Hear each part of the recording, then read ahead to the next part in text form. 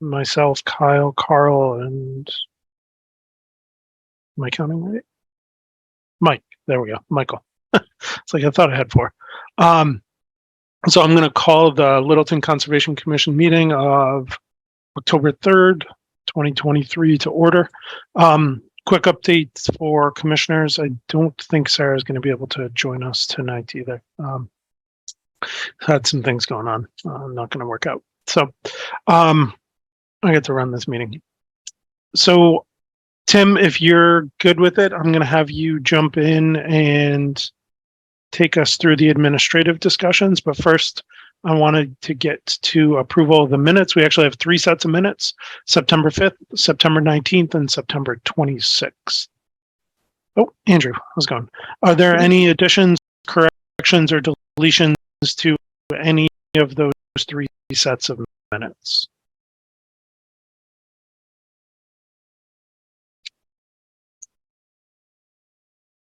Going once, going twice. No comments? Okay. Could we get a motion then, I suppose, to approve all 3 minutes as a single motion? I'll make a motion that the commission approved the 3 sets of minutes before referenced as printed. I'll second that. Andrew, you want to give us a roll call vote? Certainly. Carl? Tom Alberg, aye. Michael? Michael Livingston, aye. Kyle? Kyle Maxwell, aye. Chase? Chase Gerbig, aye. And myself, aye. It's unanimous. Very good. Thanks for getting all those done, Tim. I appreciate it. Oh, yeah, no worries. Sorry it took so long. I've just been so busy lately. Oh, my God.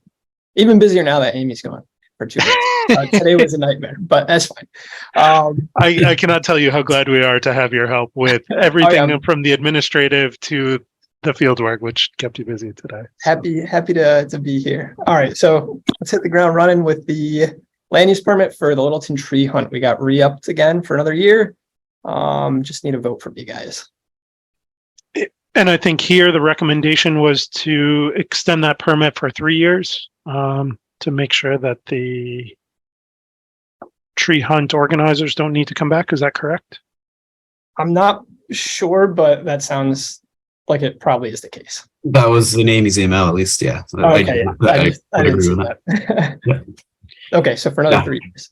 Yeah, I agree. I think this is a great event. Gets folks in the town out on the trails even more. So. Yeah. No objections here. Any other comments on that? Okay. Kyle, maybe you want to give us a motion? Yeah, I'll make a motion that we issue and extend the land use permit for the Littleton Town Tree Hunt for the next 3 years. Second. Okay, motion's been made and seconded. Andrew, can you give us a roll call vote? Certainly. Carl? Tom Alberg, aye. Michael? Michael Livingston, aye. Kyle? Maxwell, aye. Chase? Chase Gerbig, aye. Myself, aye. It is unanimous. Very good. All right. Next up, we have the land use permit for the Morgan property, the orienteering event. And to that, we have Karen here to speak to. Hey, Karen, you want to give us just a real quick summary of what the scope of the permit is? Yes. So orienteering, I don't know if you're familiar with it, but it involves hanging up flags in the woods, marking them on a map, and then other people go out and look for them. It's a map and compass practice activity. Some people run it, some people amble it. And we have permission from the New England Forestry Foundation to hang up flags in their part of Prouty Woods. But we would like to hang an additional 3 or 4 flags. Oh, thank you. The next picture is to hang 3 or 4 flags up in the Morgan property as well.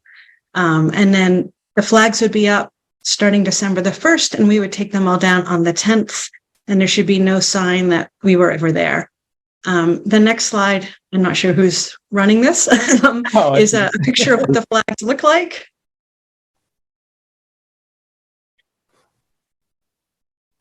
I don't think I can change this, can I? Do you want the next one? This one? Yes. Yeah. All we're seeing is the title slide here, Tim. Oh, really? Huh. No, You that's- sharing the wrong screen, maybe? Let me try something. Let's see if this works. My computer and I were not doing very well with screen sharing, so it's okay if yours doesn't. Here we go. Sorry, on my screen I was showing Perfect. one. Oh yeah. Anyway, so that's what it would look like. There would be 3 or 4 of these hung up on the Morgan property for those 10 days.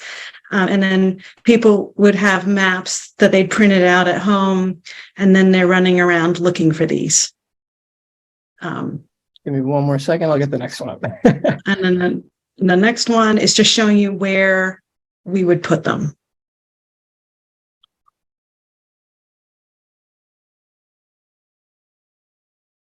Right, so this is Prouty Woods. I have so crudely drawn in what I believe is the property boundary between the Morgan property and the New England forestry land. And if you look, there are these little purple circles. I think it's 4, 5, and 6, which will be on the Morgan property. Yes, thank you. It's unlikely we would put any into the swamp. In general, people don't like to get their feet wet. So we would just like your permission to do that. We had these events all over the greater Boston area. But this is our first time in Prouty Woods. Do you have any ballpark sense, Karen, of how many people you think might partake of this? So the last event we had, which was at Noon Hill in Medfield, we had somewhere between 50 and 70 people show up over a 10-day period. So some people will do it, on their way into work. Some people do it on their way home from work, and some will do it on the weekend.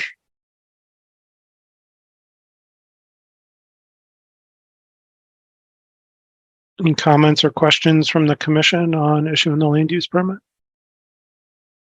No, it sounds like something's very appropriate for our property, and it doesn't sound like an overwhelming number of participants. So I'd be in favor of it. Yeah, I generally agree with that. The one question I have is it limited to the trails? I guess like once you start orienteering with a compass, you kind of go in a direction that your compass points, right? So you could. Right. So it would not be off trail. limited to trails. It would be off trail. Yes, my one concern is that somebody's going to get a lot of calls that there's just maybe with only 50 people and not all there at the same time. It won't be. I just see somebody raising a stink about people running through the woods, not on trails. But I support this. I'm a big orienteering fan. Yeah, we haven't had too much trouble in other properties we've used. We try not to put the controls within sight of any houses, so no one thinks that anyone's running through their backyard.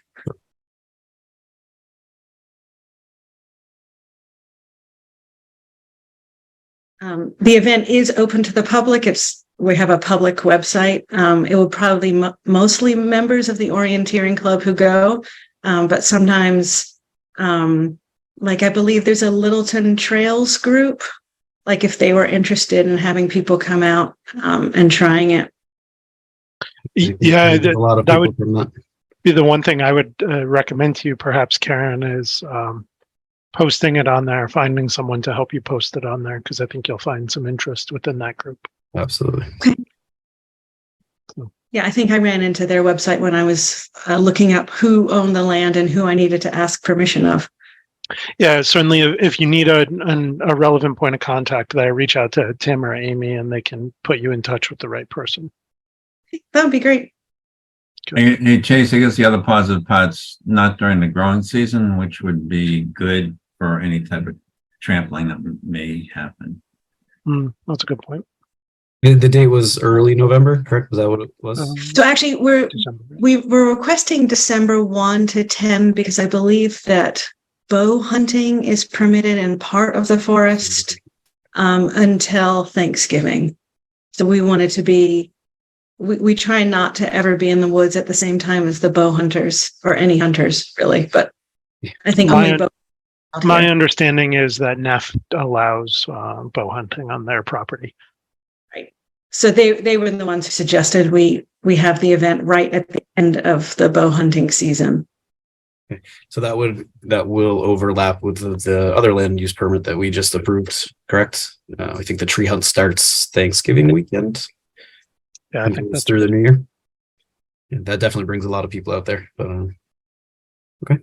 So are people hunting for trees at that point? I don't know anything about that. Yeah, so you get groups of people to be a sponsor, land steward, and they go out and they decorate a tree. They go out on these trails, find a tree out on the trail somewhere, and decorate it however they feel appropriate. And then they release an overall number of trees and the properties that they're located on, and it's up to groups of people to locate them and take a picture of them with the tree. I think last year we had 23 trees decorated across town and all the public properties. So that's fun. it's a pretty fun organized group. There's raffles and prizes for teams that can find all of the trees and submit their team photo. Okay. So yeah, just so you are aware, that will be going There on. might be decorated trees in the forest. Okay. Yeah, there definitely will be. You'll see a tree on Morgan and at least one in Prouty. That's been typical over the past handful of years. So. Okay. You Maybe we'll could have camouflage your markers in the decorations. Yeah, I don't think people would touch them, but I imagine people will see them as part of their tree hunt and will raise questions about it. But I think once you put it on that, go through Littleton Trails, that's where they'll see it and the questions will get answered fast. I don't think you'll have any issues. Okay. And then if you scan the QR code and you're not running a course, it just brings you to the New England Orienteering website and says, this is an orienteering marker, please leave it. Yeah, perfect. So. That's great. Okay. Get a motion with respect to the land use permit. Yeah, sure. I'll make a motion that we issue a land use permit. I missed the organization, but for Morgan Property Orienteering events coming up in early December. I'll second. Oh, very good. Motion's been made and seconded. Andrew, a roll call vote. Certainly. Carl, Carl Melberg, aye. Michael, Michael Livingston, aye. Kyle, Kyle Maxfield, aye. Chase, Chase Gerbig, aye. myself, I. It's unanimous. Very good. Great. Thank you very much. Good luck. Good luck. And if Good you luck. feel like doing mapping compass, come out and try. Take you up on that. Thank you. Great. Tim, we've only got a couple minutes now until our 7:45 regarding 18 Porter. Yeah. Do you know if there are any administrative items here that you expect people to show up and participate in? Because if that's the case, I'd rather pull those to the front and we can get those so people don't have to wait around for us to pick something up in an hour or so. Yeah. Let me take a look real quick. I don't believe so. Yeah, I don't see anything that we should be having people come in for. Okay. The administrative side. And to the extent that we have attendees listening in, raise your hand if there is an administrative item. Otherwise, we may end up deferring some of those. I'll pick it up while we do have one quick minute. The Webster Land update. Frankly, not a lot of updates beyond our meeting a week ago. I do think probably 2 weeks from now we will want to discuss the content and scope of what we present to town meeting. It was an article that was put forward by the Conservation Commission. And so the expectation would be that we are the ones that present that article at town meeting. So just something I think to think about. And I expect 2 weeks from now, we'll want to talk about that a little bit more specifically. It's already picking up traction too, Chase. I think there's a big site walk coming up out there, or maybe it happened this past weekend. I forget, but people are well aware of what's going on out there now. So yeah, I have seen the property owners have set up opportunities for people to come out and take a look. So, okay. Tim, you want to give us one more off the administrative agenda? You have I'm going to save the Mass Wildlife Grant because that's a little longer, but we have the mosquito control off Grist Mill. I think that's happened in years prior. It's exempt. So you guys don't need to vote or anything. I don't believe on that. Unless you Okay, have so this anything. is really, the scope of that is to just give us an update that it's going to happen and make sure that the public has an opportunity to be aware of it. Yep, and unless you have anything to say to the next one. Any comments on that? So if anybody, Cool. commissioners, Nope, I think we can move on then. all right, it's 7:45. Should we get to the Yeah. We'll open the public hearing for 18 Porter. Tim, do we have a Mass DEP number for this yet? I don't believe so. I don't think so, but we have Michael here to speak to this. Sounds good. Hey, Michael, how you doing? I think you're on mute. There you go. Yeah, how are you guys? Good. Sorry, I was Michael- running late.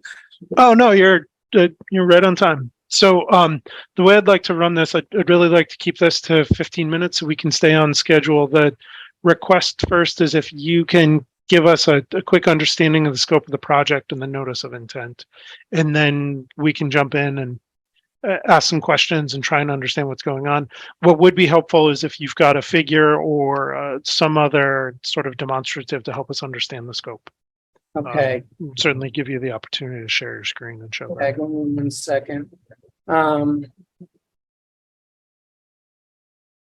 see if I can find the map section. 1 second. I'm gonna share, I can share screen. You should be able to, yes. Okay. You seem to find the page. Here we go. All right. While you're doing that, Michael, I'm going to ask Tim a quick question. Just go ahead and get pulled up what you need. Yep. And Tim, when I was trying to prepare for the meeting, it looked like this wasn't on the website yet. Is that I agree with that, Chase, because I'm trying to pull it up now.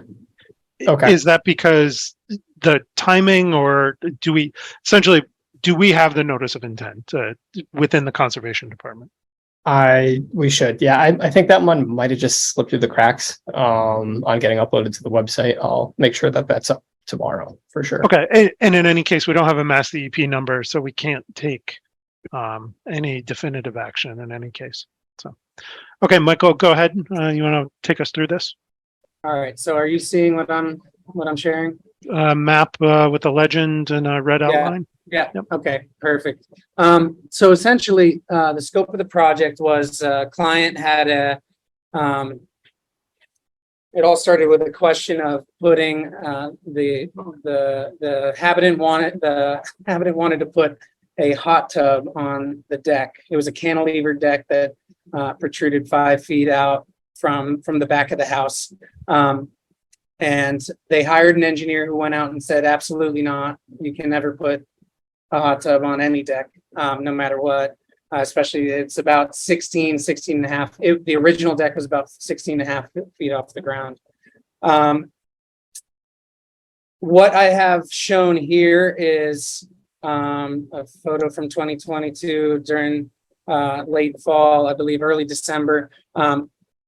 So otherwise you can't see the house from an aerial view. And what we've marked is the deck location. So what happened was we've already removed it. Instead of trying to repair the cantilever deck, we actually removed everything because the issues were the cantilever beams were rotting. The 2 interior beams were rotting. And long term, we were worried about the 2 exterior beams rotting. And if that happened, then the deck would just have to go entirely. So instead, what we did is we gave them the option to bring 4 posts down and actually, in this case, extend the deck another 5 feet, which I reviewed last night, the introduction in our notice of intent. And in there, I made a typo and said that the new deck is going 10 feet past the original, which is not true. It's actually 5 feet only for a total of 10 feet away from the house. But anyway, what the deck was demoed and constructed with posts. And then we went to do our final inspection. And after speaking with the building inspector, we all realized that we were probably within the 50-foot wetland boundary. So what I've marked here is where the deck is. They're approximate, but pretty close. I just couldn't get the scale exact on this drawing. But there's the deck shown in red, and then there's two lines, the black lines from the corner of the deck to the nearest part of the wetland. There's two lines because there was a lot of rain this year, as you all know, and there was actually standing water approximately 28 feet from the corner of the deck at the nearest point. And then the approximate distance from where the deck is to where the wetland is marked on the mass mapper is 38 feet.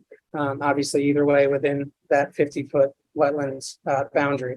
So essentially, other than putting the last few hangers on and finalizing the project, we've got this deck, and we're requesting a waiver to keep it as is, finalize it for the client, and then mitigate any disturbance that we caused in pouring the 4 footings that we used to support the project. Michael, can you help me understand what is the current state of the project today? What's in and what's not? It is the deck is built at 10 feet beyond with 4 footings. And we are waiting on this meeting, and we've spent the last month and a half, 2 months just getting everything ready to submit the waiver. So that here we are now. Okay. And we haven't seen the waiver yet, it just because it hasn't been posted to our files, understanding that the Conservation Commission has it and it's been filed. Oh. But could you speak to the basis of the waiver request, in that the waiver is, we grant waivers when projects are in the public interest, necessary to avoid a taking, necessary to prevent a safety hazard, or water dependent. And then there's some more that goes on beyond that. But what's essentially the basis for the waiver? Hold on, let me pull it out.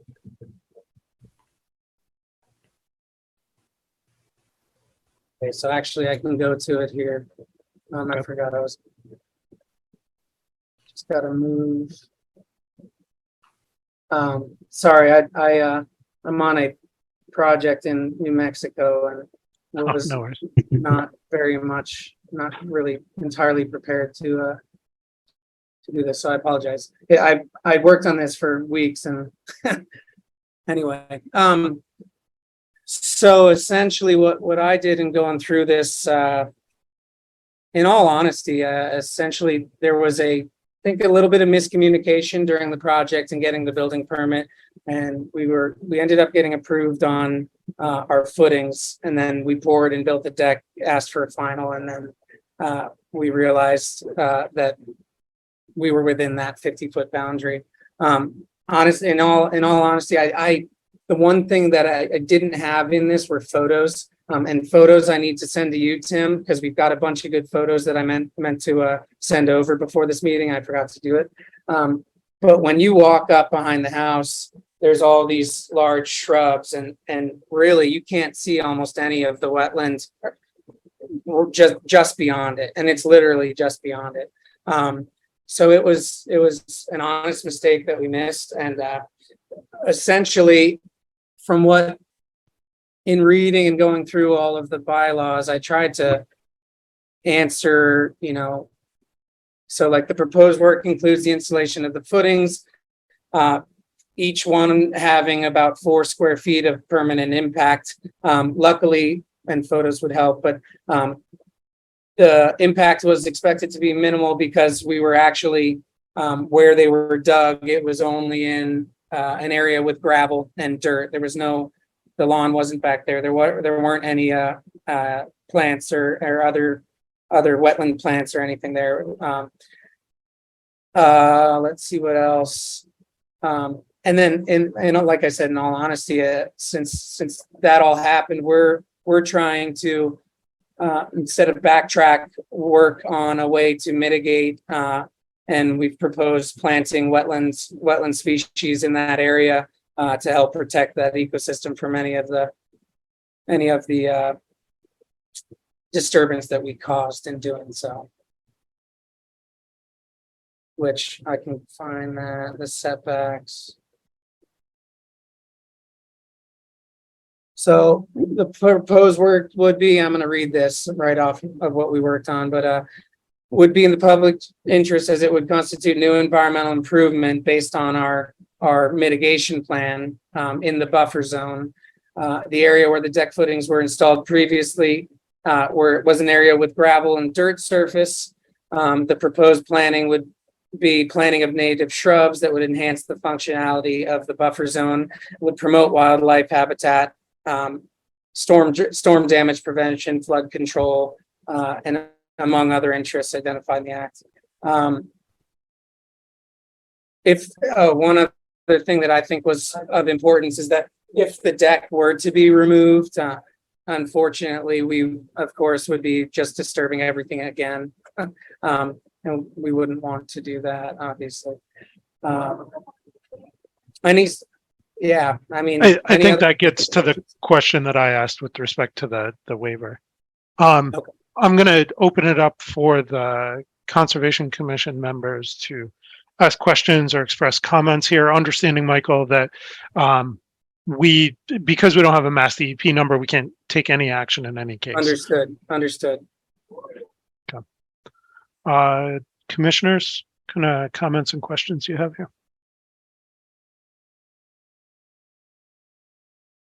Chase, one question I have, was the wetland delineated by a wetland scientist, or are you just basing it off of the mass Just GIS mapper?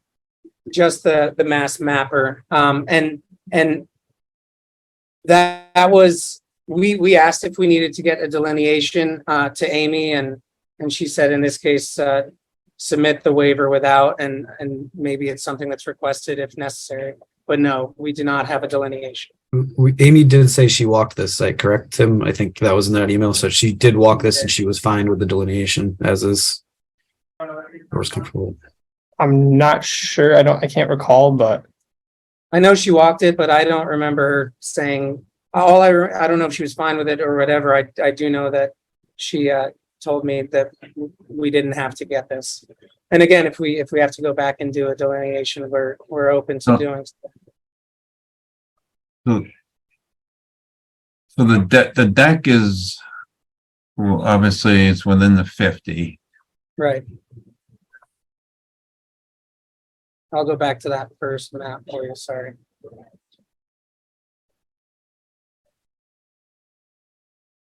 Yeah, so that green line is that 50-foot buffer, Yeah. which even in the back corner of the house is within it.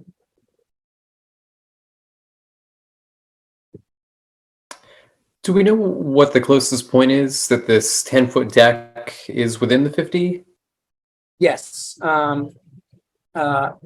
From standing water at the time of the work, actually at the time of the walk with Amy, it was about 28 feet from standing water, which of course doesn't necessarily mean that's the delineation, but with the rain we had this summer, we were from the corner of the deck to the water 28 feet away, and about, based on the mass mapper, I believe it was the general wetland delineations option on mass mapper, which is this hatched blue area, that was about 38 feet to the closest point of the deck.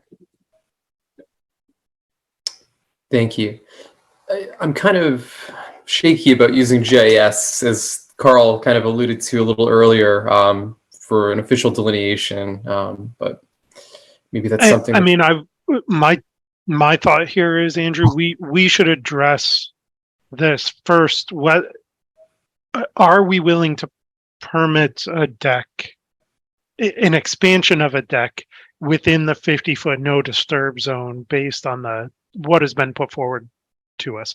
If it's a few feet off one direction or the other, that doesn't substantively change the issue. If it's off by, if for some reason the wetland is in fact 15 feet farther to the right on this figure, maybe that becomes a different thing. But And again, I do think just we need to clarify- contemplate the waiver first. Right, and just to clarify, this is in the drawing I did here was in no means like supposed to be an official delineation. It Yeah. was solely based on mass mapper, and nothing official. So to answer Chase's question, we don't allow any new construction within the 50. We've been holding that line pretty tight. And we have had other proposals come in for work within that 50 that we've denied. To be even more detailed there, Michael, we have denied decks that are cantilevered. That is even without footings. I understand. Yeah, and I agree with that, Chase. Can you clarify? There was a deck in this area already, correct? So I'm going to make sure we're doing apples to apples, I guess. Yes, it was a cantilever deck to begin with, 5 feet from the back side of the house. And then we extended 5 feet additional and put 4 posts down. Yeah, so I think that's the difference there. You created more impervious area.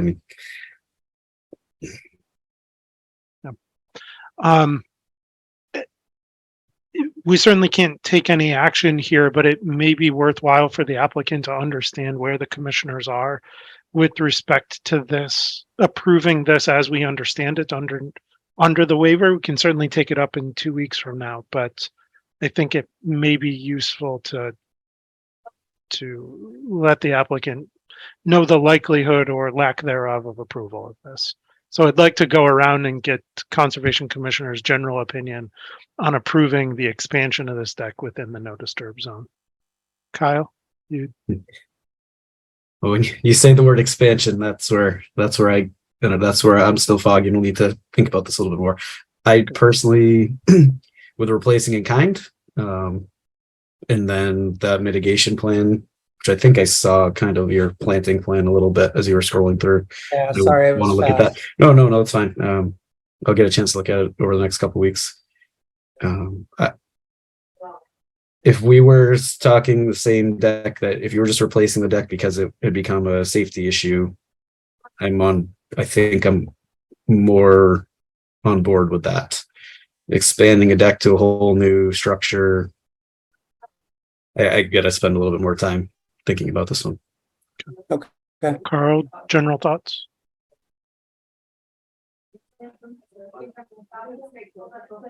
Carl, did you have general thoughts here? You wanted to? Well, I think I said a few of them when I first opened up. I think any new construction within the 50 it's an uphill climb. I guess that's my 2 cents.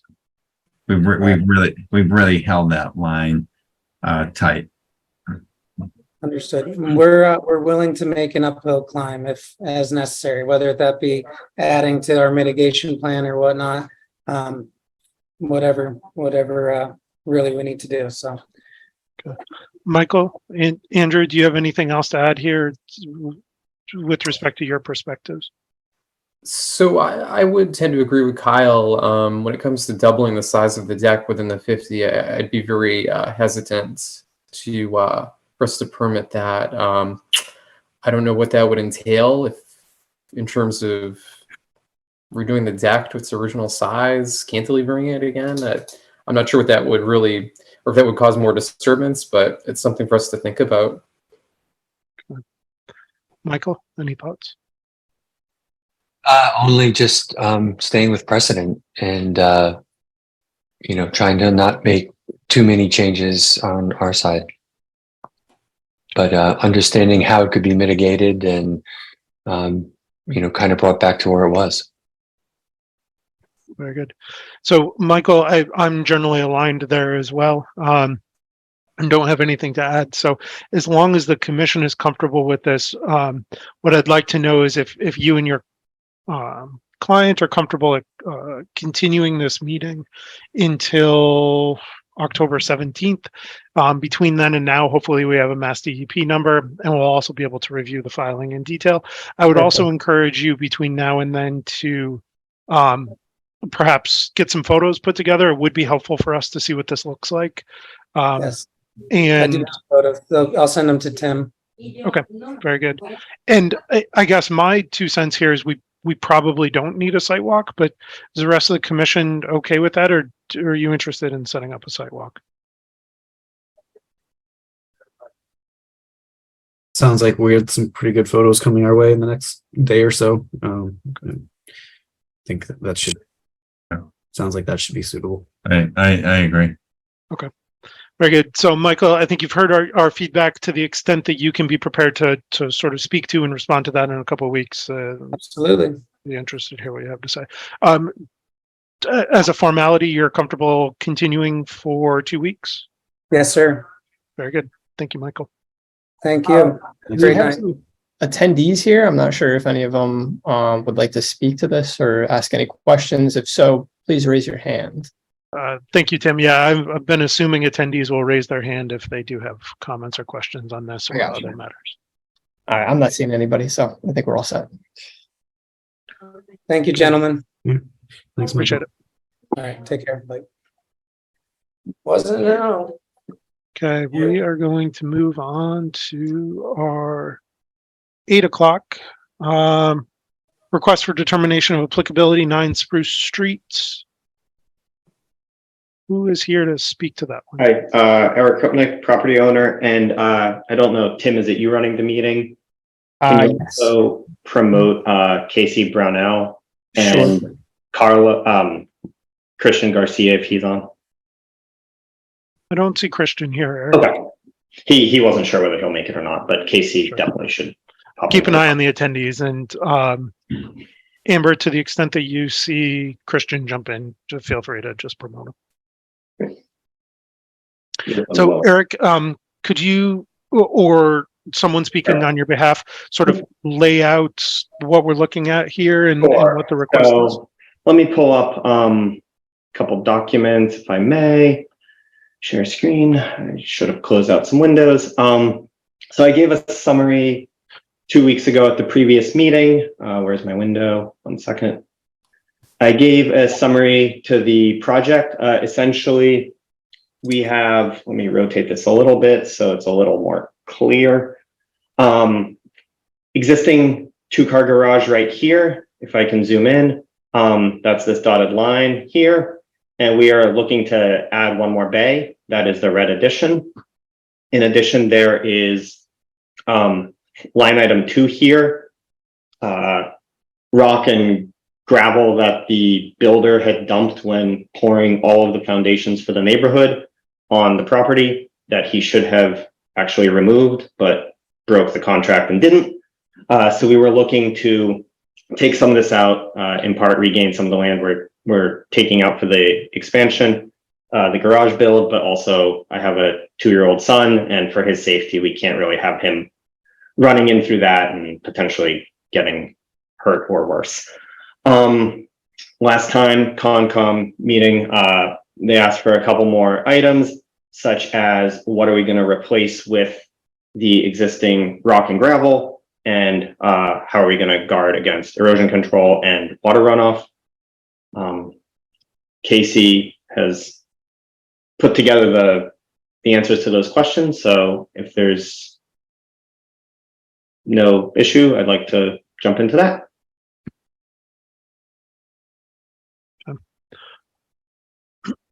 And to be clear, we're in just because I wasn't at this part of the last meeting, we're still looking at a request for determination of applicability, correct? So Amy said last time, once we sort of provide this, we should be ready for the vote to allow the permit. So you've pared down the application a little bit. I think we was going back and forth a little bit between three scope of work items, correct? So we're just voting on the 1 and 2 that were presented or are being presented. It was on 1, 2, and 3. This diagram doesn't show piece 3. It was outside the 50, level out by about 6-12 inches, a slope right here.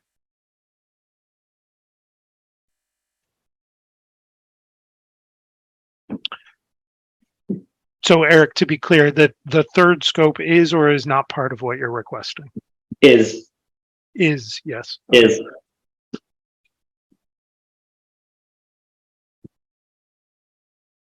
and so we are taking the water runoff outside the 100-foot and replacing with natural plantings. I can pull the other diagram up that shows the planting plan as well, if that's helpful.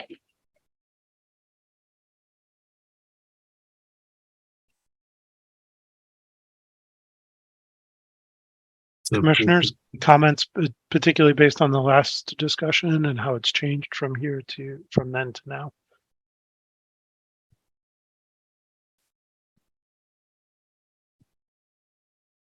Sorry, I'm trying to look at the planting plan. Sure, I can share that. I don't think I can share two documents at once. Give me 1 second. Planting plan. Let me know that you can see this. pretty significant. Hmm? But yeah, sorry, I'd say it's significant. I like the species that I'm seeing. Okay. And so yeah, this goes in area 2 where you Correct. Yep. know the gravel. This orange outline that you can see the border is area 2.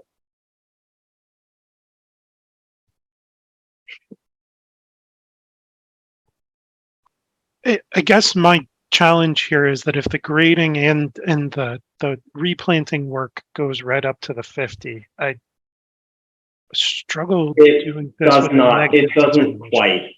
It's the thickness of the lines. It's not quite up to the 50. Okay, It's about 10 feet away.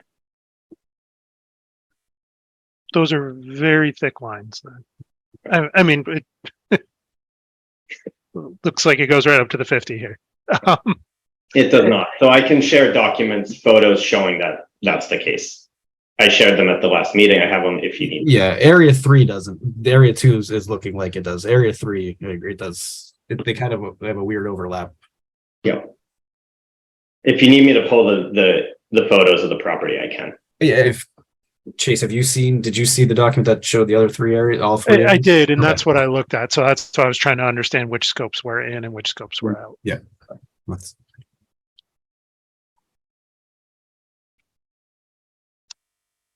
It's a pleasure of the board here. I think we've got really, I mean, we've got a matter in front of us. It's right now are we going to require a notice of intent for this work and do it with a notice of intent and an order of conditions? Or do we reach a negative determination? The specific number always eludes me, but a negative determination, and to allow this to go forward without an order of conditions. So per Amy's comments last time, my understanding was as long as we present this and this was sufficient, that we were in good shape. Wasn't there, but Amy doesn't usually speak for us. So I guess there's quite a bit of work between the 50 and the 100.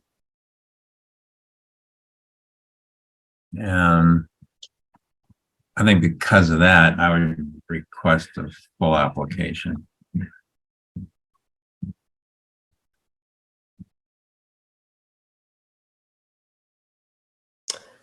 I would tend to agree with Carl. I think a positive determination in an NOI would probably be appropriate for what's proposed.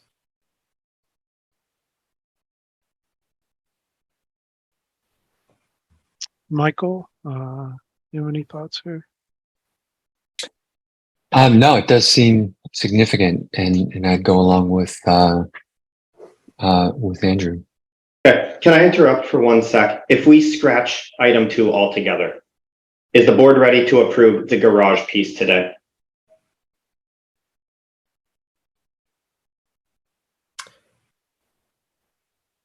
I was hoping to get it done because of the safety of my son, but if this is going to delay the project into next spring, I am willing to forego this. I think the short answer is I don't have an issue with the project. We're trying to determine how we are going to document the project. Right. That's my opinion, and I thought that's kind of where the board was headed, where I'm comfortable with you performing the work. Now we just have to figure out if it's under the NDA or if we would require you, excuse me, to present a notice of intent and receive an order of conditions. The one thing that Amy had said last week was, I'm trying to remember her wording, that if we did go with an NDA, that it could be recorded. So, it's not just we gave an NDA, and so she said, mentioned that like that could be a means, a little bit stronger means than instead of going the full NOI route. Yeah, that's what the minutes said. Amy mentioned that the Concom can require that the determination of applicability be recorded. Commission concurred that an NOI would have been the better path forward, but they did not see the need to require one at this point. All right. From what I recall, I think you kind of just said the issue that we really had with the work was we asked them to discuss stormwater coming off the garage. Pretty big area that was going to be collecting stormwater. And from the new plan that I saw, that was addressed.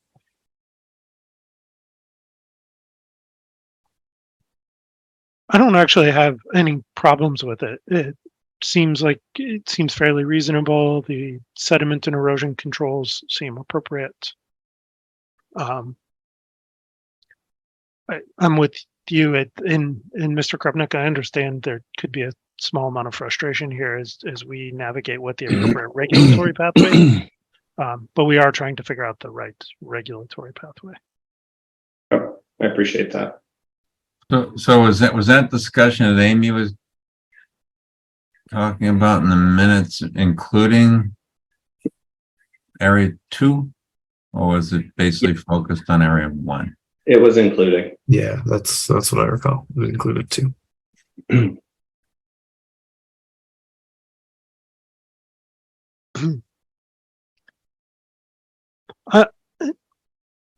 It seems like everyone's dancing around this, so I'm going to put something on the table here.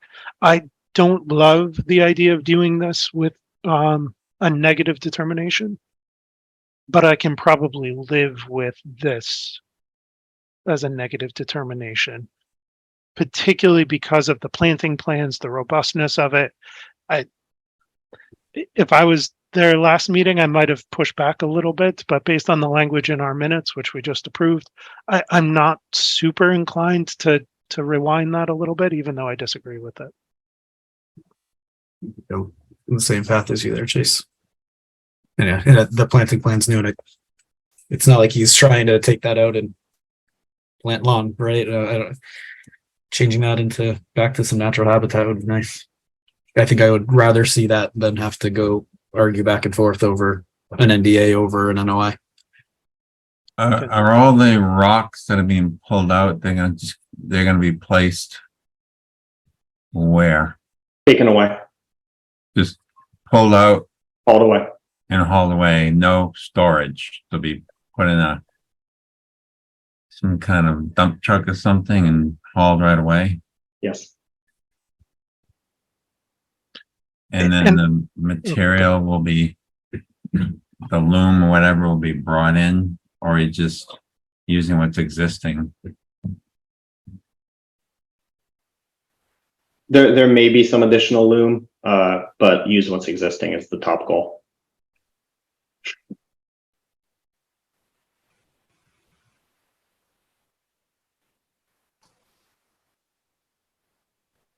Excuse me. I know typically with negative determinations, we can condition these to some degree.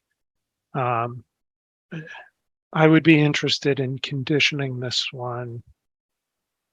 Not unlike, obviously we can't use as many conditions as we would with an order of conditions, but some expectations maintained, like a pre-construction inspection from Amy or Tim.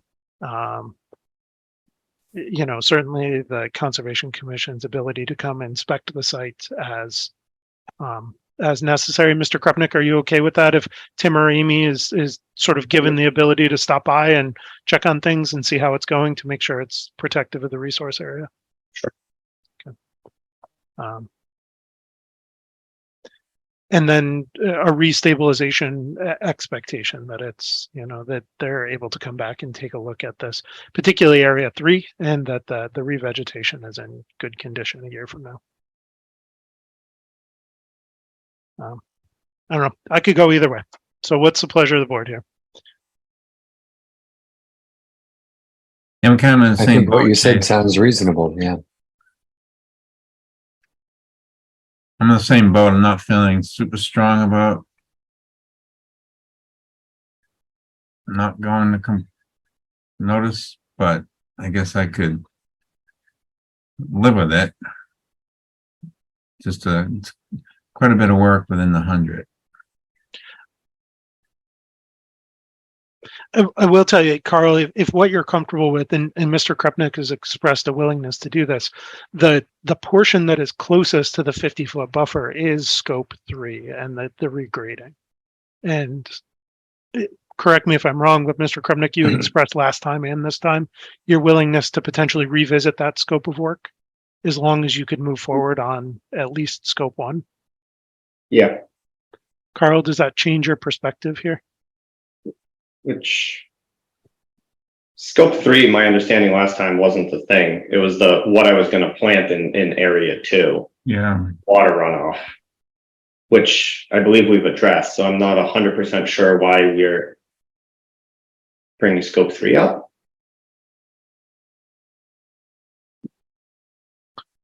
His comments with respect to proximity. Which we are guarding off the 50, so we're not touching inside there, to be clear. I understand, and our jurisdictional area extends out to the 100. So, For sure. someone want to give us a motion, and then we can at least entertain a vote on this?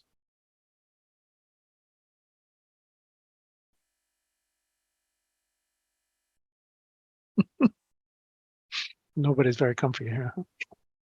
No. Sorry, I was mute. I will make a motion that we issue a negative determination of applicability 3. It is -3. Yep. Yeah. For 9 Spruce Street, RO8 1527. With the conditions as mentioned prior. And that'd be recorded. I'll second it. Motion's been made and seconded. Andrew, you want to give us a roll call vote? Certainly. Kyle, Masculai. Michael, Michael Livingston, aye. Chase, Chase Gervais, aye. Carl, Carl Melberg, aye. and myself. It's unanimous. Great. Okay. Thanks very much. Sounds good. Look. Take care. Have a good rest of your night. Thanks. You too. Okay, we're going to move on to the 815 continued public hearing notice of intent 0 Fort Pond, Mass DEP file number 2040988, construction of a dock, boat shed, and associated work. Zoe, are you here to speak to that one? Hi, everyone. We missed you on the sidewalk, Zoe. Yeah, I was away. Got married. Oh, congratulations. Well, congratulations. Thank you. Yeah, so here I am. And since then, we had the site walk and we had submitted some supplemental information and also a revised site plan. So I can go ahead and share my screen if you guys would allow that. Yep, that would be great. Go ahead.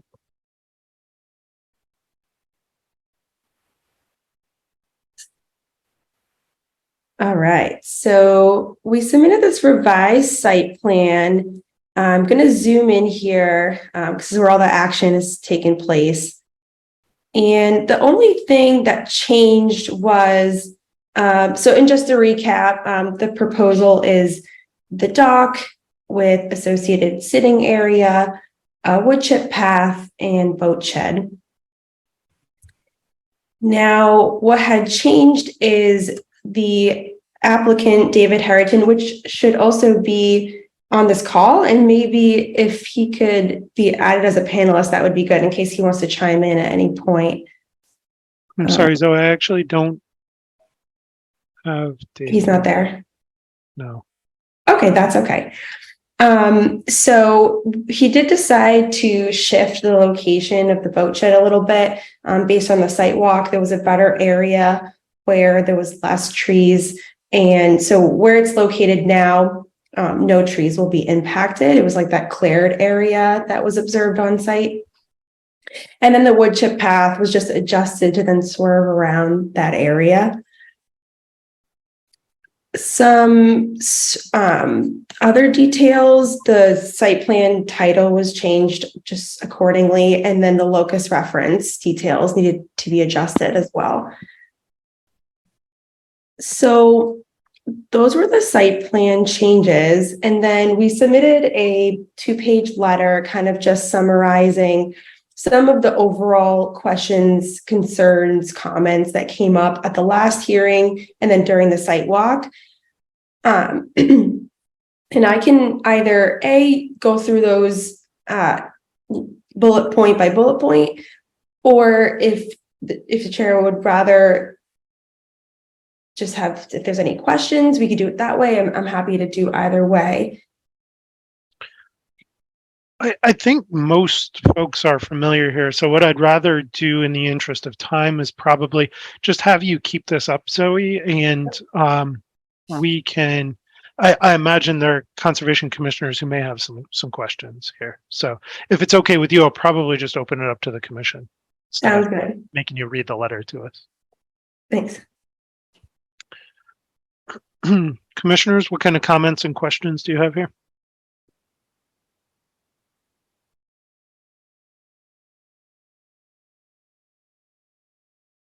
I think we had a fairly decent discussion when it was first presented.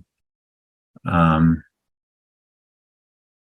with the relocation of the boat shed, that certainly helps things, lessening the amount of trees to be removed. I had a lot of questions of the siting down by the pond, but I think any concerns I had were answered.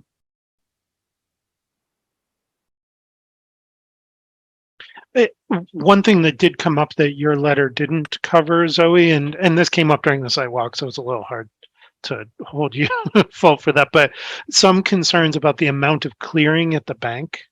And I guess one thing that I would like to see there is an affirmative statement about what will and won't be cleared at the bank, just to make it really clear that what we heard on the site walk was, with the exception of the path and the sitting area, there won't be clearing, because there's a lot of vegetation there that's doing a lot of important work to hold it in place. And what I would be afraid of seeing is that opened up completely. And I would expect that I would push at a minimum for a condition to say that. And I want to make sure you and your client understand that that's probably coming down the pike. Yeah, absolutely. And I actually was aware of that point, and I did discuss it with the homeowner, with David Harrington, and he is okay with that. And actually, in the construction sequence, I might have touched on this just a tiny bit. Number 3, where the applicant is okay with just cutting the vegetation to ground cover, to the ground, and then covering it with wood chips in the 5-foot wood chip path area and the sitting area to avoid ripping up any roots and disturbing the soil. He was okay with doing that. And then as far as the removal, the one tree that is leaning over into the water, and then those 2 smaller tree saplings, the red oak and what was the other one? I think I put them in here. I forgot. It's up in the other bullets.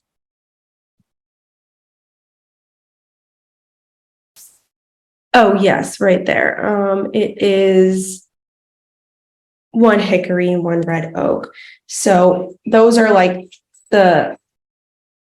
what is to propose to be removed. And then I believe that if the dock was to be shifted to the right a little bit or to the left a little bit, it would have caused more trimming of the trees on either side. And then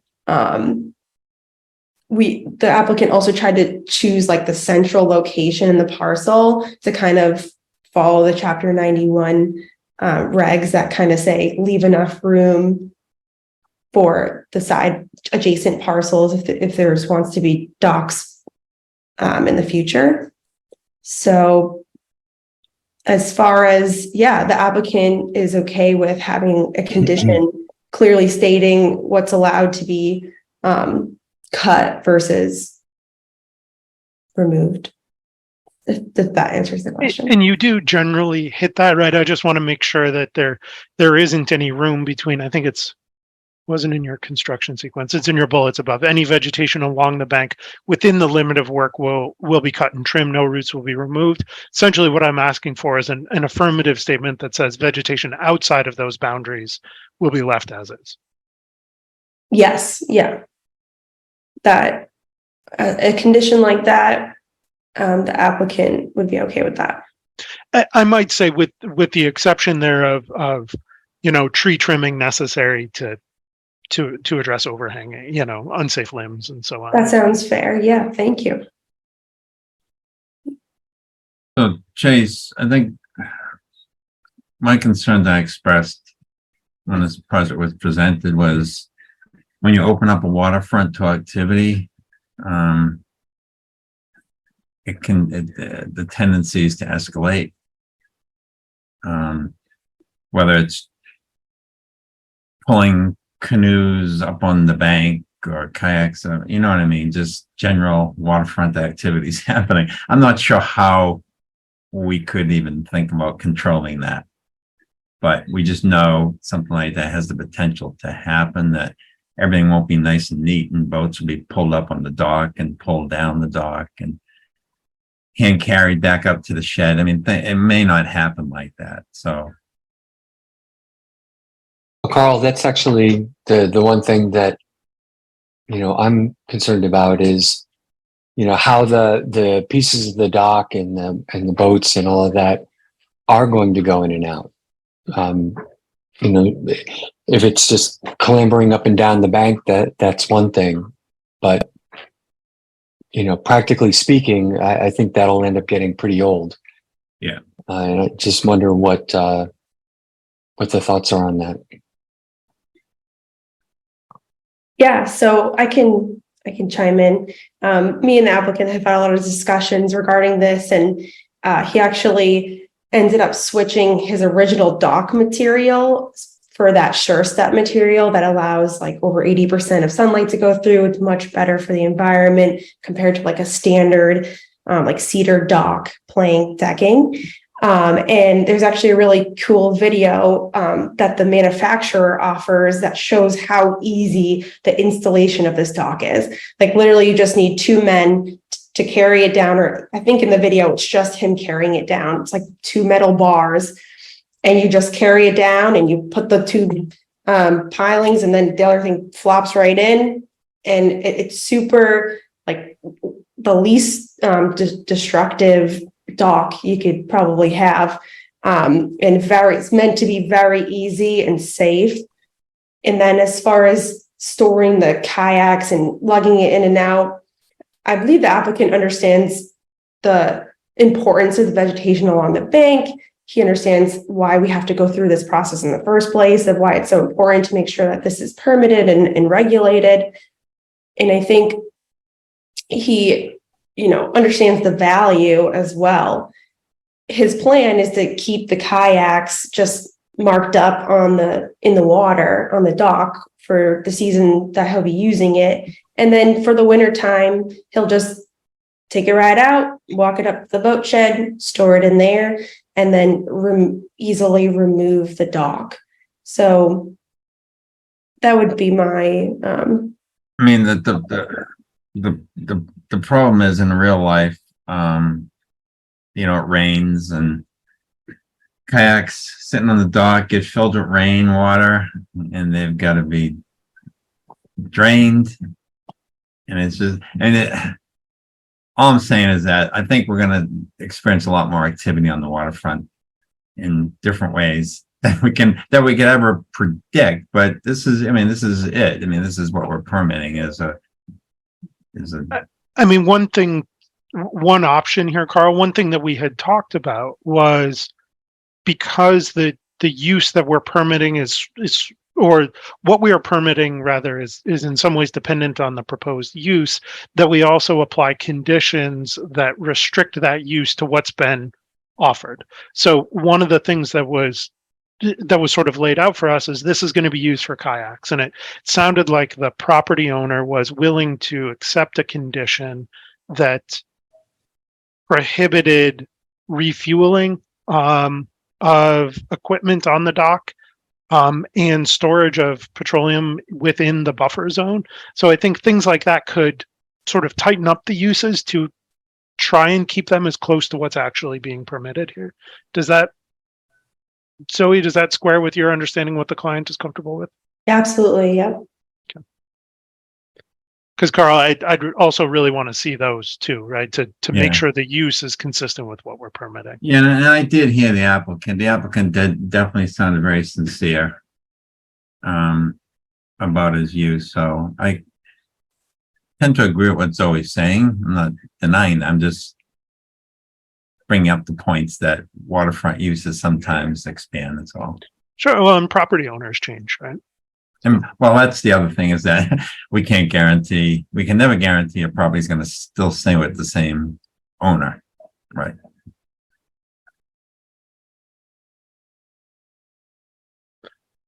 Tim, well, maybe let's skip over that for now until we get to a vote on this. Are there any other, Michael, I know you had given a lot of thought to this too. Anything else besides the dock itself? Really just the practicality of getting everything in and out. One way or the other, someone's going to be climbing up and down the banks. And I mean, does that need to be factored in? And I actually asked the rest of the commission, is that something that, a couple times a year doesn't need to be addressed, or, should something more significant be put in place to help do that? Like I said before, I know from my own experience, it's a lot harder than you think it is. And that bank is pretty tall and pretty steep from what I remember.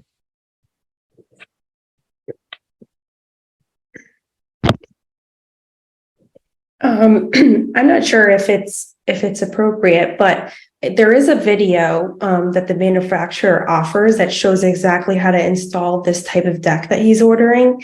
It's really helpful and really cool, and I'm happy to send it or show it on the screen. I just pulled it up really quick, but it is meant to be really quick and easy, and just basically the two piles go on the bank, and then the remainder flops in, and then those hit the substrate. But yeah, the video does a really good job at showing how it's installed. I think the concern is beyond the install of the deck. I mean, I think it's just what goes along with the deck. I think that's what Michael's getting at. I mean, one thing, again, this is all predicated on strict compliance with our order of conditions, but there could be a condition in there that says that, that affirmatively states that the property owner is responsible for maintaining the bank in its current condition and restoring it should, the removal of the dock harm the bank, and essentially requiring them to come back in if they're not able to do this effectively. I think that sounds fair. I think Chase, you're right. We tighten that up a bit and put the verbiage in there. I'd feel better about it. I would be curious to see the video, though, if you could forward the link, or I think that'd be very helpful. Yeah, I can certainly send that over via email. Thank you. And typically when you put a dock like this in, it goes back in the same exact place that it comes out every single year. in this.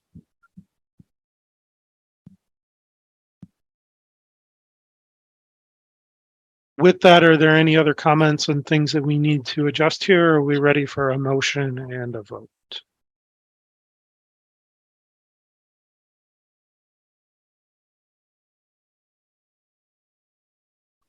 Okay, I will say this, given that it looks like we're ready for a vote. Tim, this is one where I think the commission will probably want to take a close look at the conditions before Okay.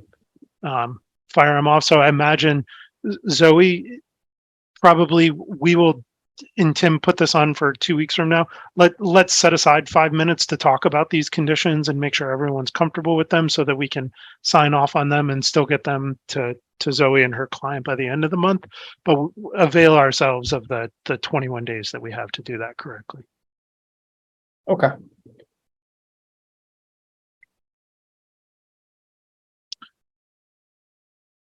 Okay. I guess with that, I'll move to close the public hearing and to issue an order of conditions associated with 04 Pond Road, Mass DEP file number 2040988, conditioned as discussed during the meeting. And issue I'll a second. waiver under the or under the town wetland protection bylaw. I'll still second. Okay, motion's been made and seconded. Andrew, you can give us a roll call. Roll call vote. Carl, I'm over, guy. Michael, Michael Livingston, aye. Kyle, Kyle Maxfield, aye. Chase, Chase Gerbig, aye. myself, I. It's unanimous. Very good. Zoe, send along that link, and you may want to check in a couple of weeks. We may want to sort of have you or your client's input on the conditions as well. Sounds good. Sorry, I'm getting over a cold. Thank you, Chase. Thank you, commission members. Have a good night. Very good. Thank you. Yep, bye. Okay, next up is Mass DEP file number 2040984, 5 Kaliva Road, abbreviated notice of intent. Yep. So Susan, she continued. We're waiting on a plan from her. Okay, very good.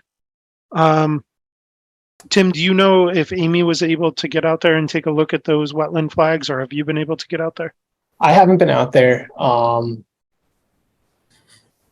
I believe Amy's been out there, but I haven't heard anything from her regarding it. Okay.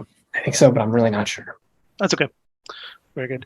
We have a couple minutes until we pick up our 8:45, and I like to do those on time. So I will touch on the Nigog Orchard update item. Obviously, Sarah is leading that. We haven't had much access to her recently. Unfortunately, she's not feeling well. I do know in terms of where the select board stands, although lots of options are on the table, and Sarah could give us all kinds of details on that. The select board has consistently articulated that they are not willing to or even considering removing the property restriction, the APR on that property. And I think we have a lot of concerns, but I would wager that's probably our single biggest concern. So to the extent that Sarah may not be in a couple of weeks, we may not get another update there, but I think if it's if the commission's interested, maybe we can ask one of the select board members or someone else working on it to give us a 5-minute update in a couple of weeks if Sarah's unavailable. That'd be great, Chase. Okay.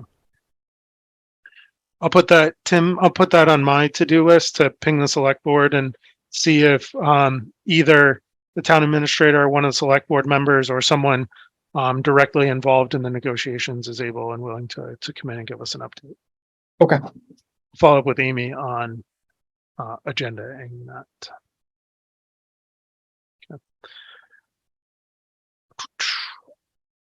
Okay. I now have 8:45, so we'll open up the enforcement order. Brief discussion.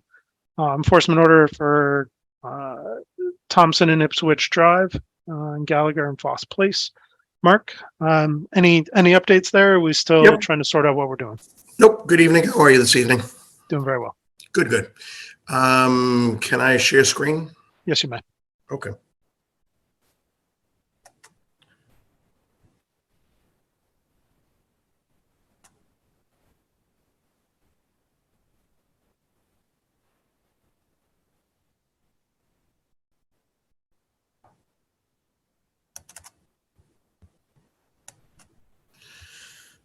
Okay, now, can everybody see what I am displaying on the screen? Yep. Yep. Okay. So this is a plan. When you get up to the top of Foss Place, across the street from where we're building, the lot, as you may recall, is on the corner of Ipswich and Foss Place. This is up towards the farm at the very end. So the area where we had cleared inappropriately in the 50-foot buffer is shown in the crosshatch area on the bottom left-hand corner of the screen. I don't know if you can see my cursor right here. Mm-hmm. So we've stabilized this area, as we talked about the last time we were there. I'm sure last time we were together. We have all kinds of implemented controls in place, and it's started to self-vegetate. If I slide the screen over, this is a proposed planting plan, which I received today, which replants all of the area within the 50-foot buffer. There are proposed 7 trees and 29 bushes in varying sizes to populate the entire area. There are 3 pines that are proposed, and then there are 4 other fast-growing trees that are proposed in the area in order to repopulate the area that we had cleared within the 50-foot buffer. The list of the trees is in the bottom left-hand corner of this plan. And I don't know if everybody can see, but there are 3.5-inch caliber October Glory. They're red maples. They're fast growing. The bill chose for the replanting. There are 3 white pines that are 6 to 8 foot bald and baled. And there is 1 swamp white oak, 2-inch caliber, that is planned for the area. Then there is a group of different bushes. There's a service berry, and there are 3 of those, 3 foot in height. There are common witch hazel. There are 6 of those bald and baled at 3 foot height. There are 5 mountain laurel. There are 6 swamp azalea. There are 4 high bush blueberries, and there are 6 American cranberries. So the mixture is very similar to the restoration that we're in the process of doing on the adjacent lot, which provides a mixture of different fruit-bearing and flowering shrubs, all of which are native and spring flowering, as well as the trees for the specific restoration.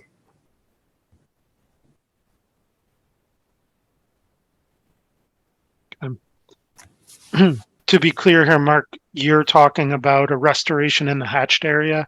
Correct, just in We the are 50-foot not- buffer, which is what I believe the board asked the last time we were together, and Amy had supported during the last couple of weeks in discussions with Sue Carter and her team. In this plan, this is the total restoration or restoration? No, this is just the of- restoration within the 50-foot buffer. Okay, The and we conversation would that we've, I'm sorry. expect a different restoration plan associated with what's outside of the Correct. 50-foot? Okay. Correct. So what we discussed the last time is we've not, because of the high groundwater and all the rain, we've not been able to perk the one last hole on the property. So the commission had asked for us to consider beginning the restoration, obviously, within the 50-foot buffer, because that would not be an area that we would ever be touching again. And so we asked Places Associates to put together a plan to address that request within the 50-foot buffer. And then if we're unable to develop the property because the last perk failed, which we don't believe will occur, then we will provide a restoration plan consistent with the rest of the property. If we're able to develop the property, then we would provide a restoration plan outside the development area. Okay. And really, I was asking that, trying not to get grumpy ahead of time because I wasn't sure please if don't that get grumpy. 50 to 100 was part of this. So, okay. Yeah, no, correct. Logistically, so this was sent to Amy and Tim today. Is that right? I got this very late this afternoon. I don't know. Tim, did you get a copy of it from Sewer Places or? I have not, no. Okay, so Rebecca had sent it to me very late. I know Sue was out. Her cat swallowed something and had to have major surgery, and they were in the midst of doing that at some point, either today or tonight. So she's been out of the office, which may be one reason the driving reason she might have not shared with Tim. But I'll share it with him today. And in any case, it may have been shared with Amy, but not with Tim. My request of you, Mark, Amy is out for a few days, taking some. Yeah, she's on vacation out of the country, I was told. Yeah. So if you could have Sue or someone on her team or someone on your team circulate this to Tim so he could get it to us. No problem. I think that would be probably the most expedient way of getting a detailed review there. No problem. I would ask the commission this question, given that our planting season is upon us.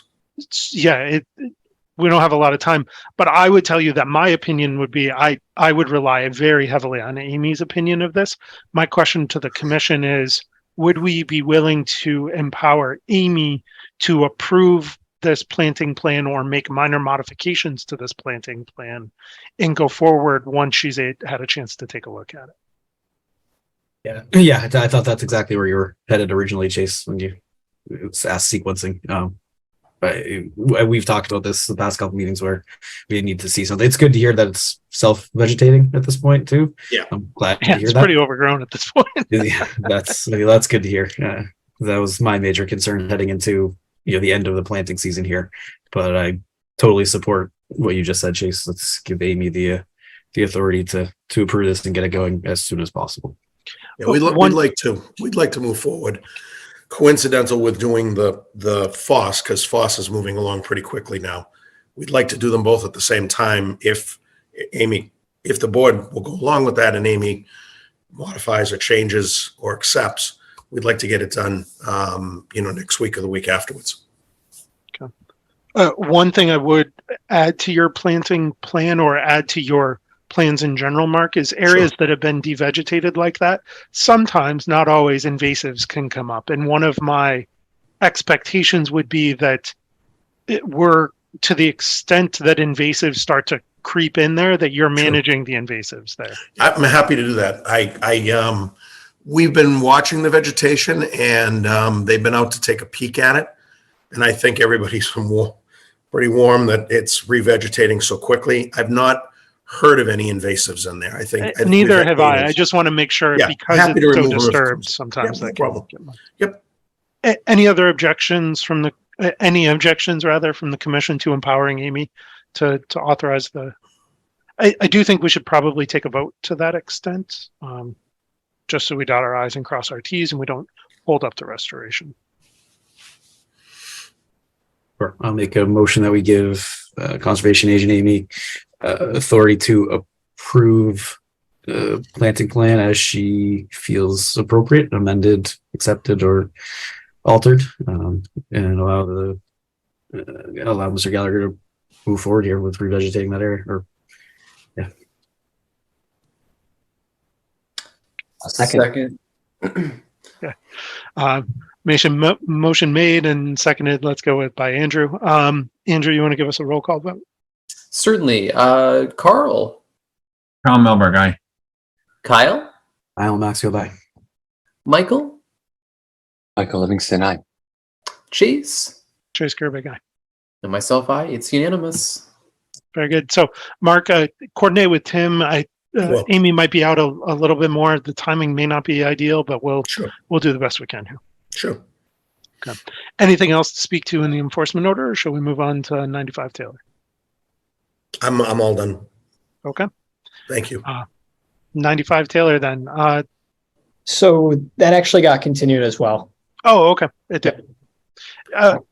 Logistically, have we sorted out, has Oxbow gotten out there? Oxbow's had a tragedies Brian, his brother died the first day they were scheduled to come out to the site. They did a general reconnoitering of the site one day. One of his associates came out. And then Brian was scheduled to come out after his brother's passing, and some time had gone by, a couple of weeks. And then he got COVID really bad. And he was really knocked down for the better part of 10 days to 2 weeks. And I've not had, I have been bothering everybody because it's been, probably 5 or 6 weeks since we agreed to this. And unfortunately, he has not got out there to my knowledge yet at all. So we're hopeful. I know the rain had impeded them. At one point, Brian was scheduled another time to come out, and it was, like 4 or 5 inches of rain, and they were very concerned with judging the channel with that much rain. So I'm hopeful now that we've had a few days before this weekend's rain that they may be able to get out there someday this week and figure out where the channel is. But it's been a little bit of a challenge, but it's not Brian's fault. He's just hasn't had a good few weeks. I appreciate your patience with that, and I think we'll continue to offer what we had offered a couple of weeks ago, which is to the extent that we can get out there between now and our next meeting, it gets marked and we can work that out. We're certainly willing to do that. I don't think it makes sense for the commission to schedule anything just yet, but we can do that via email and set something. They've reflagged. I mean, not reflagged, but I don't think there was no argument about the delineation of the wetlands at all, if you remember the conversation. This is strictly to find the center of the channel and make the determination where the riparian zones are. And that just, they couldn't possibly get out there when we had the major rains. It was literally, the water was moving very quickly, and it was a lot of water. So it's not an area, the flood zone, again, that's not something that we're arguing about either. It's merely the channel of the brook that they're trying to find. Right, and the 200-foot riverfront. Yep. So, Yep. Okay, very good. Then commissioners, stay tuned to the extent that we can get out there and potentially hold a site walk in advance of our meeting on the 17th. That may be on the agenda, but nothing formally scheduled. Super. So thank you very much, Mark. No, thank you, commissioners, this evening for your time. Thanks, Mark. Bye-bye. Good night, Mark.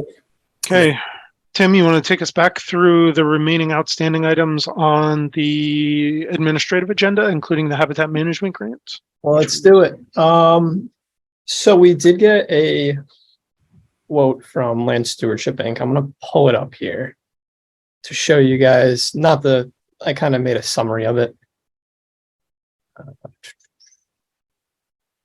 Just like it. All right.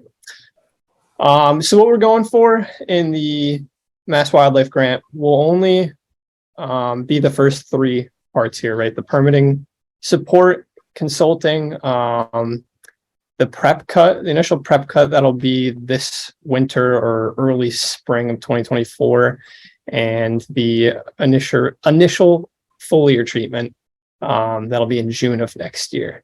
Because the grant, all the funds need to be expended by the end of the fiscal year. For the future years, which I've kind of done a crappy job at spacing out the fiscal years, right? So the next one would be September 2024 and June of 2025, both follow-up treatments and select hand wiping. For that funding, we have options,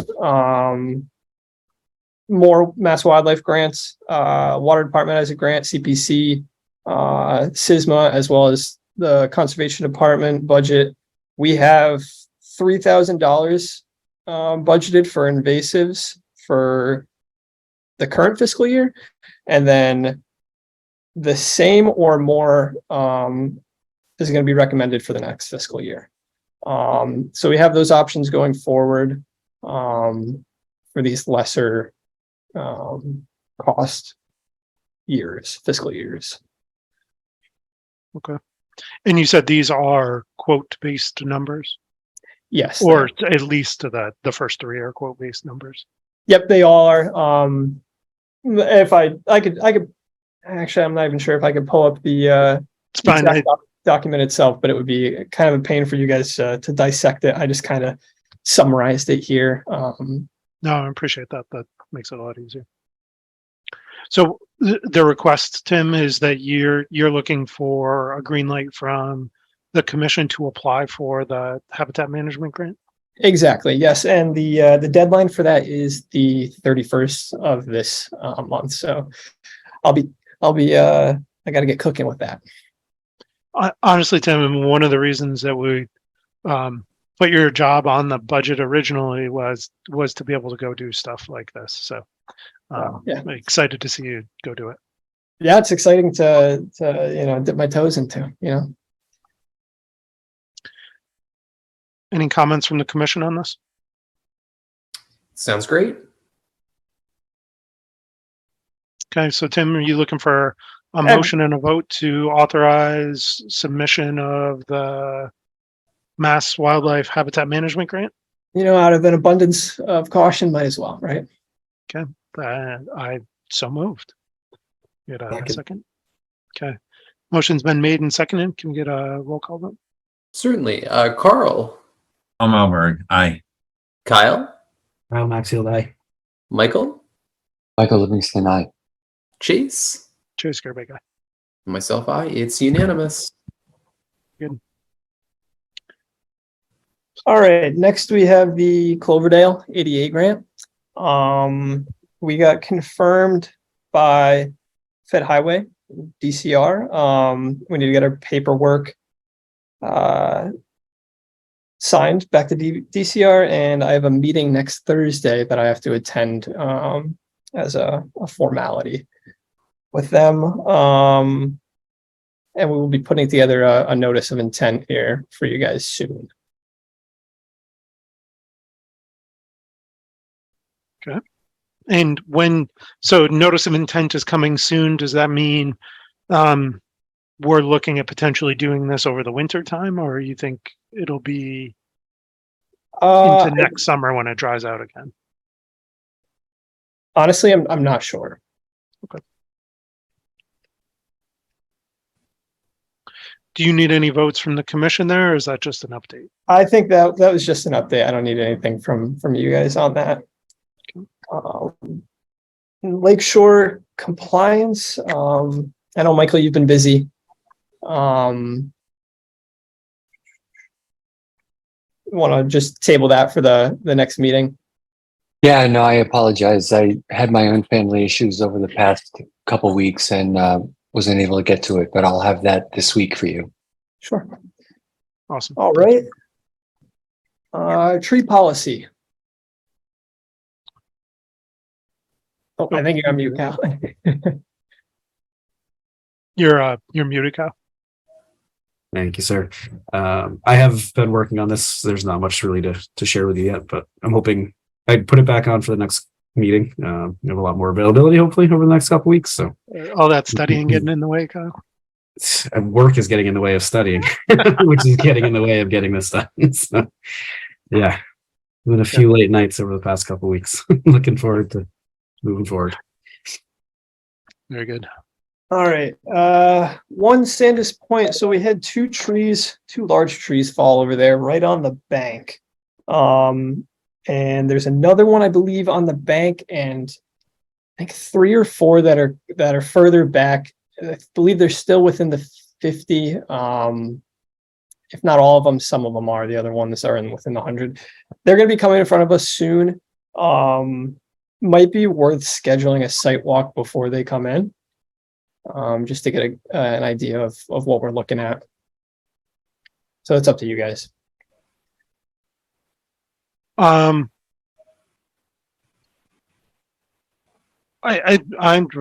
think we should do more site walks before projects come in rather than less. So I'm all for it. I actually don't know anything about the scope though. So how long do you think we would need for a site walk so we appropriately schedule it? Like how much in time in advance? How much time? Is it just a half-hour site walk, or is it an extensive area to take a look at? Honestly, I've only seen select photos. I'm not sure. Maybe a half hour. would be my guess, and that's a complete guess. What lake is it? Google tells me it's on the backside of Speck Pond. I guess between Speck Pond and the railroad tracks, which is not an area we spend a lot of time looking at. Interesting. I've never even heard of this road before. Yeah, neither That's have I. why he said it was an interesting one to get to, apparently. Yeah. I would have told you there wasn't really anything on the backside of Speck Pond, but. What's your pleasure, folks? You want to schedule something for the next week or two to get out there so that we're prepped 2 weeks from now? Somebody throw a That date sounds and good. time out.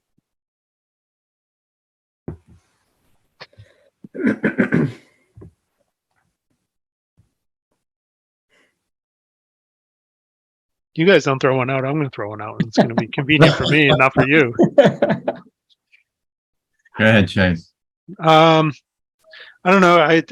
Tuesdays I like for my Concom days. You want to do like next Tuesday at 5:30? Andrew, is that Yeah, that should work. the only person schedule who I actually remember a little bit is you're not usually available right at 5, but a little after you're usually okay. So You got me. okay. Tuesday the 10th at 5:30? Sounds Sure. good. Let's try that. All right. All right. I had one more thing here. What was I going to say? Oh, tomorrow morning. Me and Michael, I emailed you guys. Me and Michael are going over to 242 King Street. Just check back on the dewatering, see how that's going. Okay, so this was, I got nervous when you said you were going over there. If this was prompted by something or... Oh no, just weekly inspection, which I anticipate will be there will be a lot of. Yeah, and I'm not sure they have any requirement to keep you guys in the loop, but have you heard, I know you were out there the last walk, that they've made a decision going forward with their I plan? haven't heard anything from them. No. So I guess they ran into bedrock at the bottom of their excavation, a significant or a not insignificant amount of rock, and we're going to figure out their plan forward. They were under the impression that when they say the town, I assume they mean the water department, was not going to allow them to blast. So things are going to get interesting here. I don't pay a lot of attention to social media, but I think if somebody was blasting, even I might notice that one. Not in real life, I mean on the social media side of things.